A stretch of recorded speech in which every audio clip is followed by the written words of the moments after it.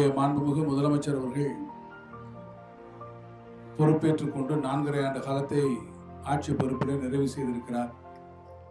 இந்த 4.5 ஆண்டு காலத்திலும் சமுதாயத்தினுடைய பல்வேறு தரப்பு மக்களுக்கு நீங்கள் சொல்லக்கூடிய காரியங்களை நிறைவேற்றக்கூடிய ஒரு ஆட்சியாக நம்முடைய மாண்புமிகு முதலமைச்சர் தளபதி மு.க. ஸ்டாலின் அவருடைய ஆட்சி இருக்கிறது என்பதை நீங்கள் அறிவீர்கள். இன்னைக்கு நம்முடைய தாய்மார்கள் பஸ்ல போகணும்னு சொன்னா கட்டணம் இல்லாத பயணம். நம்முடைய மகளிருக்கு உரிமை தொகை 1000 ரூபாய் மாதம். நம்ம வீட்டு பிள்ளைகள் படிக்க போகிறது, காலேஜுக்கு போய் படிக்க வேண்டும் என்றால் இன்றைக்கு அந்த பிள்ளைகள் பெண் பிள்ளைகளாக இருந்தால் அவர்களுக்கு 1000 ரூபாய், பையங்களாக இருந்தால் அவர்களுக்கு 1000 ரூபாய். இப்படி மாணவர்கள் படிப்பதாக இருந்தாலும் பெண்களாக இருந்தாலும், ஏன் இன்னும் சொல்ல வேண்டும் என்றால் நம்முடைய பள்ளி பிள்ளைகள் 1லிருந்து 5ஆவது போகிற படிக்கக்கூடிய பிள்ளைகள் எப்படி சத்துணவுல போய் சாப்பிட்டாங்களோ இப்போ காலை உணவு திட்டத்தில் அவங்க காலையில் சாப்பிட்டாங்க. இதையெல்லாம் உங்களுக்கு பார்த்து செய்யக்கூடிய ஒரு ஆட்சியாக நம்முடைய மாண்புமிகு முதலமைச்சர் தளபதி மு.க. ஸ்டாலினுடைய ஆட்சி அமைந்திருக்கிறது.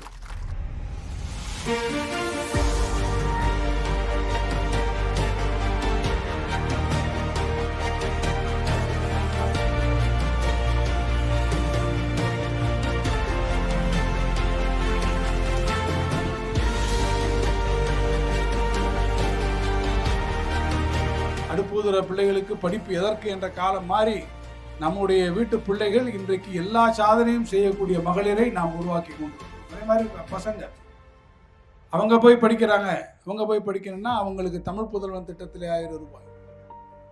சின்ன குழந்தைகள் 1லிருந்து 5ஆம் வகுப்பு வரை படிக்கக்கூடிய பிள்ளைகள் சத்துணவு இருந்தது ஒரு காலத்துல. இப்ப காலை உணவு, காலையிலேயே அனைத்து பிள்ளைகளுக்கும் நம்முடைய காலையிலே காலை உணவு திட்டம். இதெல்லாம் எதற்காக செய்கிறார் என்று கேட்டால், இன்றைக்கு இருக்கக்கூடிய சமுதாயத்தில் தாண்டி எதிர்கால சமுதாயத்தை நாம் உருவாக்க வேண்டும் என்கின்ற அந்த நோக்கத்தோடு நாம் இன்றைக்கு 4.5 ஆண்டு காலம் நம்முடைய முதலமைச்சர் அவர்கள் மிக அற்புதமான திட்டங்கள், ஏன்னா ஏராளமான திட்டங்கள் இருக்கிறது. கூட பார்த்தீங்கன்னா கேத்தநாயக்கன்பட்டில் ஒரு சமுதாய கூட வேண்டும் என்று நீங்கள் நீண்ட நாட்களாக கோரி அந்த வேலைகளுக்கு நடைபெற்றுக் கொண்டிருக்கிறது. மிக விரைவில் நானே திறந்து வைக்கிறேன். என்னால் என்னென்ன முடிகிறதோ கீழ்மட்ட அளவிலே நீங்கள் சொல்லுகிற போது அதை கேட்டு செய்யக்கூடியவர்களாக நாங்கள் இருக்கிறோம். அருகிலே சன்னல்குடிகளுக்கு பக்கத்திலே நீங்கள் ஒரு மாபெரும் சமத்துவபுரம் தமிழ்நாட்டிலே இன்றைக்கு உருவாகிக்கின்றது. சமத்துவபுரங்களில் அது ஒரு சமத்துவபுரமாக மிகப்பெரிய அளவில் வருகிறது. திருச்சுழியிலே மிகப்பெரிய பேருந்து நிலையம் வருகிறது. இப்படி அங்கே ஒரு பெரிய கோர்ட் வருகிறது என்று திருச்சுழியினுடைய வளர்ச்சி இன்றைக்கு பெரிய அளவில் வந்து கொண்டிருக்கிறது என்று சொன்னால் இந்த ஆட்சி உங்களுக்காக இருக்கக்கூடிய ஆட்சி.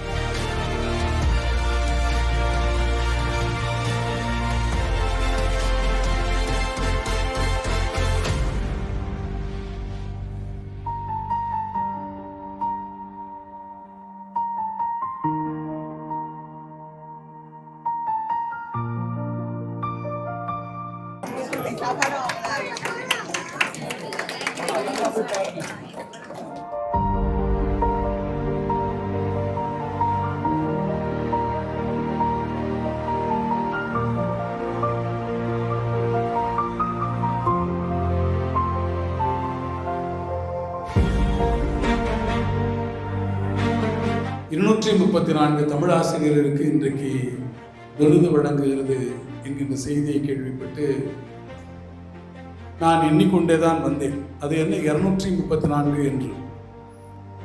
அதற்கப்புறம் இந்த மேடையிலே உட்கார்ந்ததுக்கு பிறகுதான் எனக்கு தெரிந்தது 236 ஏதோ இயற்கையாக ஒன்றும் ஏற்பட்டு விடவில்லை.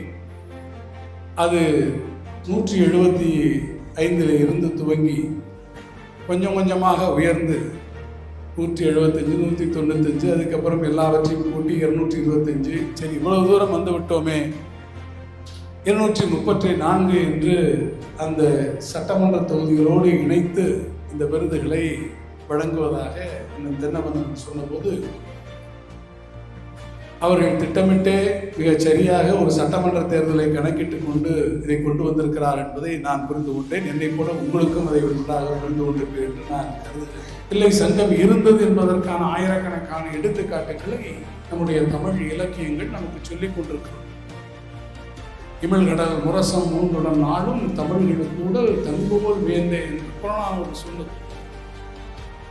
சிலப்பதிகாரம் தென்தமிழ் நன்னாட்டு திருநிதியின் மாமதுரை என்று மாமதுரையை சொல்லுகிற போது தமிழோடு இணைத்து சொல்லுது.